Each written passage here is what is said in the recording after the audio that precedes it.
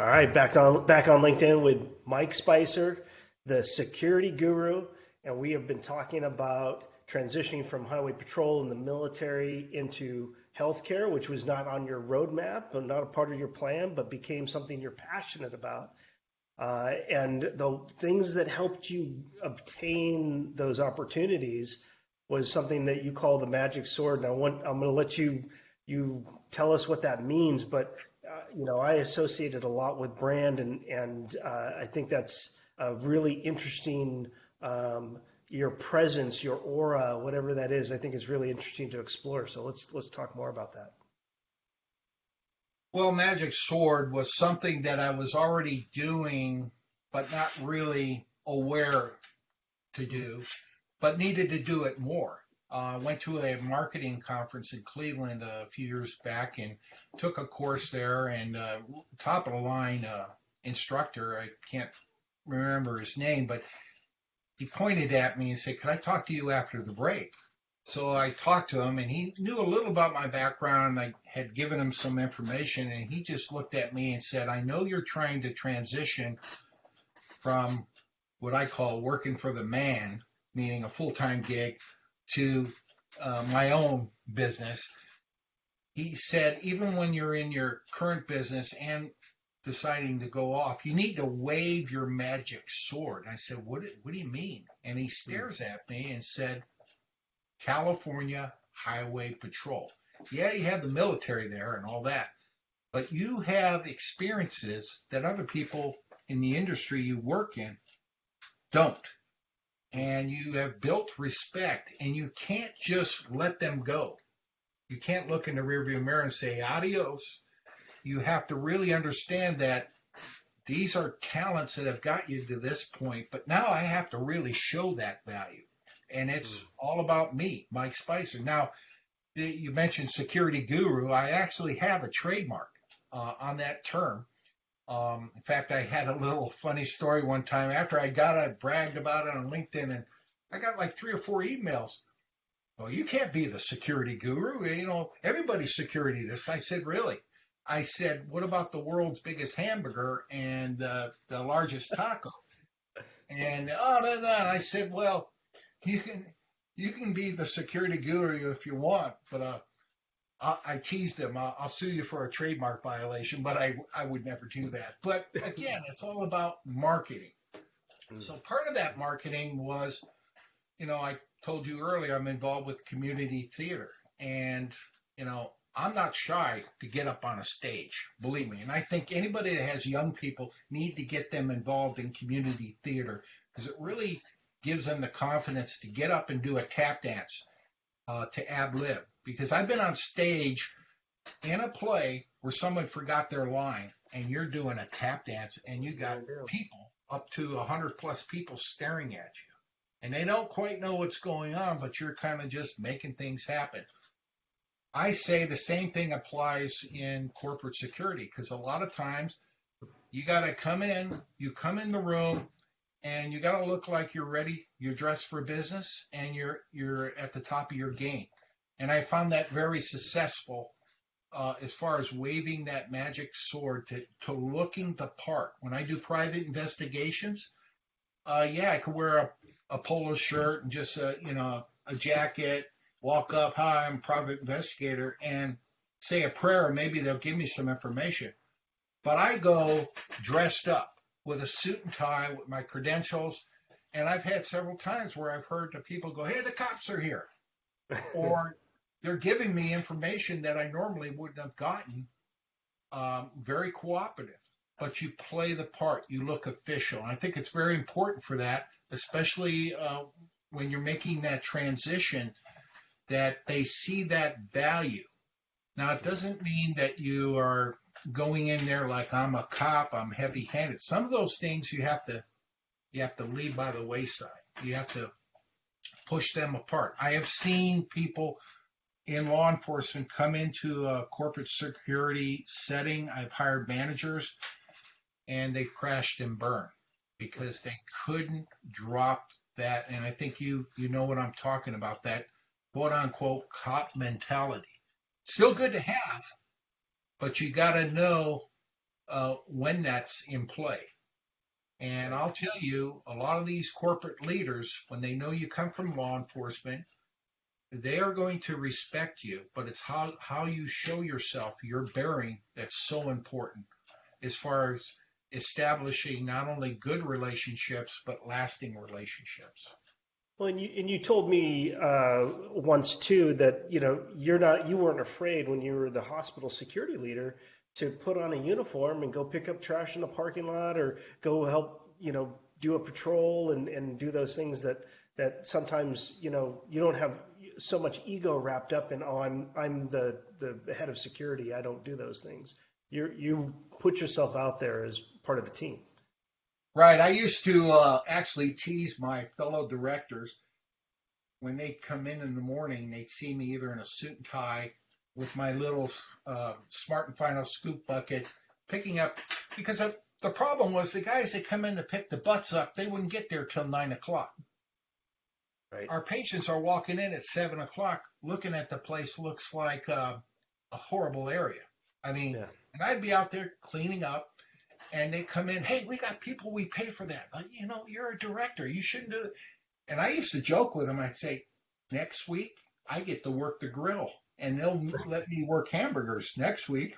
They look at me like I was nuts, but it went to the top. It went to the top. Janet Wagner, who was the CEO, she's still over there at Sutter Health, said, I see you every morning out there. And she did sit me down one time and told, you may think you're just in charge of security. You're probably the most important position in the entire hospital.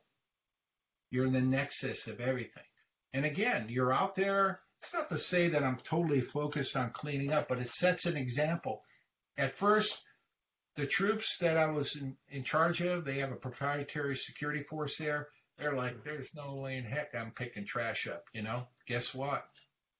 Before I left there, they were all out there fighting over that, the little scooper, to get out there, and because they were getting compliments, they were showing value of the program, but it also showed my peers, the other leadership in the building, that security was more than just security, that we were able to do other things to help other departments. There were several times I was in a meeting with our support services teams. And I'll give you an example. They had a major problem happen with the engineer department, but they were out doing something else. And they were hammering engineering. We got a problem. We got a problem. And I raised my hand. They go, like, security? What do you want? I said, well, I'm the director of the security program, but we are a member of the support services team, engineering. I hear what the problem is. I can't speak to the actual issue at hand, but I'll get back to you. I'll own this thing. And guess what? That thing went tilt.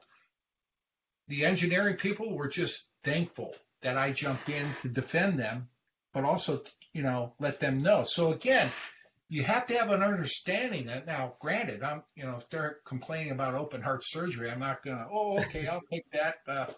But Things you can control, though. Things that you can control.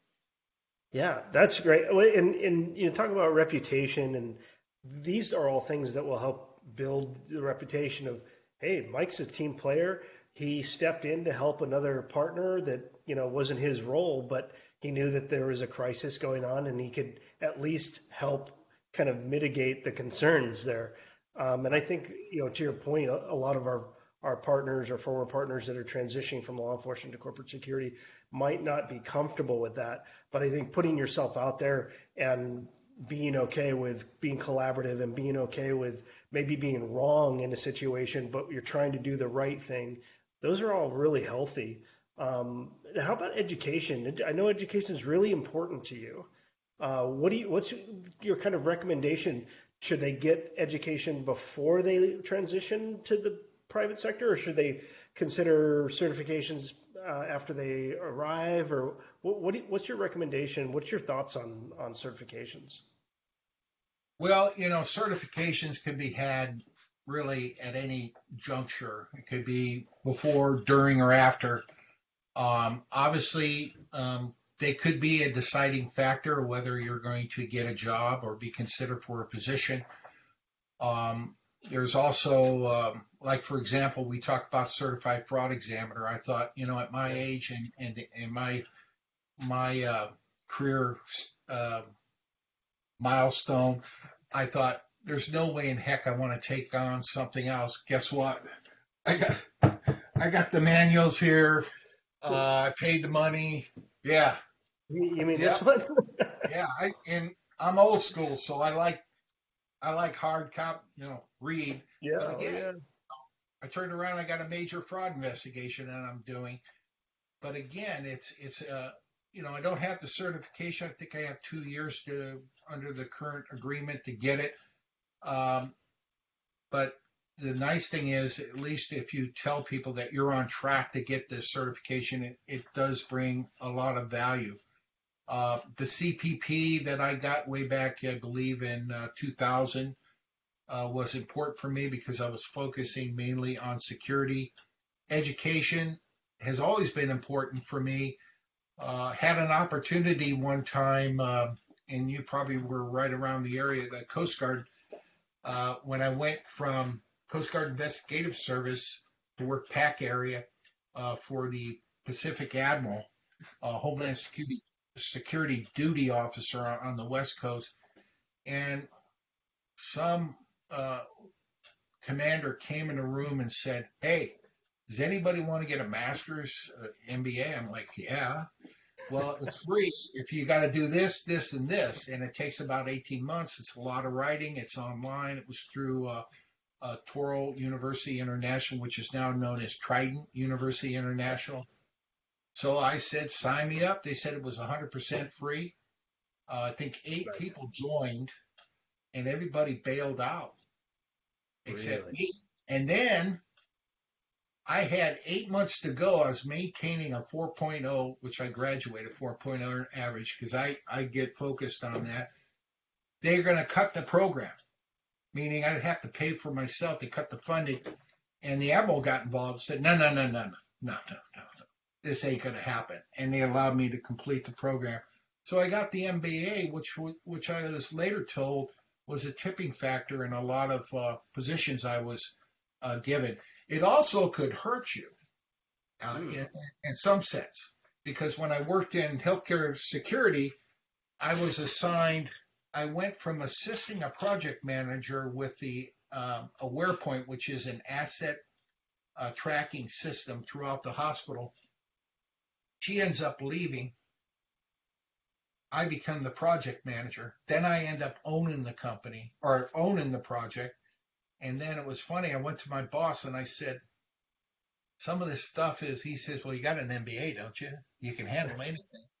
And so I was actually in charge of, and I put it on resume sometime, the breast milk temperature study for all the Pfizer. Fascinating. Where I had to go there every morning, my suit and tie, sit down, and those nurses would just yell at me, "Why do they have the head of security here doing this?" Because I have an MBA. And I'm in charge of this temperature study, and I have to read all these temperatures for this breast milk stuff that they had stored and report back because they were replacing the units with sensors and all that. But it was kind of fun to have fun with because you got to have a good time too when you're working with other departments. Well, and it got you out of your kind of comfort zone again, and now you're already so cross-functional, and you're always reaching out to other partners. I agree with you. Put it on a resume. Put that as there's something like, yeah, this is, I have a security resume, and I do things that are sometimes outside of security. I think that equipped you well. That's a great. It brings up. It's a good conversational point, especially when you throw a couple buzzwords their way, and they look at you like, your stuff. Yeah. But again, we talked about it earlier. Part of the success in transitioning, be it healthcare or any other, is understanding some other departments. Find out what keeps them up at night and what can you do to help them. And I found that of value too. There were a lot of departments that were having issues with things happening after the manager or the director went home that, as being involved with, you have no control over. It happens. But security is there 24/7. and no you matter could what. leverage your security force to do non-security functions, so to speak, to make sure that these doors are closed or these temperatures are within range. And I cannot emphasize the value that brings back, because that director and that manager, they never forget that you're helping them put out a fire that they don't have to answer to on the morning call when the CEO's on the phone asking them, why is this the way it is? And so I identified that early, talking with other managers, other directors, finding out what can security do to help you, to make you have positive outcomes. And then they would say there were certain things that were going on within their department. And sometimes it was just making sure an officer there was present, walking around, so people wouldn't get out of hand too. So, Yeah, I've always seen security as being there to be also removing barriers. I mean, sure, you're a presence that will hopefully keep people calm and reassured. But if we can remove barriers, remove friction for people, the security team in most of these organizations, that's a great goal to have. And it's also something that we don't necessarily think of coming from the law enforcement world and the private sector, that we can do those things. But you're proof that you empowered yourself, you educated yourself, and you looked at all these opportunities to make your organization better. But I'll give you the last word. Any last bits of advice for those who are thinking about transitioning? What's the one thing that they can do to be successful? well, like I said, it's all about networking. Don't be intimidated by it. There will be people there that will welcome you with open arms, because a lot of these programs need somebody in a security type authoritative position that's going to guide not only their program, but the personnel that work for them. And security is all about enterprise security, the entire organization. You need to get them involved. So understand that once you make that transition, I remember when I first did it, I was a little bit nervous because it was like night and day from where I'm at. But I thought, you'll do good. You've always done good. Just keep a smile, do your job, and wave that magic sword when you need to. And get to know people, really get your name out there so people know that you're solid, that you're a solid person, that you stand by the program that you're involved with, and that you're all about business, very serious about your program. And I tell you, that will resonate not only with the people you directly work for, but the entire organization, and most importantly, the leadership. That's great, Mike. Again, thank you so much for being such a big influence in my life coming up in the Coast Guard, and for being such a good friend. And we've always called each other throughout the years, check up and see how things are going. And I'm so glad to have you on this program. And I know your message is going to resonate with a lot of people. So thanks so much. Appreciate it, buddy. Well, I thank you for having me, and I wish you all the success. And I'm sure we'll be communicating as you go off doing your next thing. So, yep, absolutely. Thanks, Mike. Take care. All right.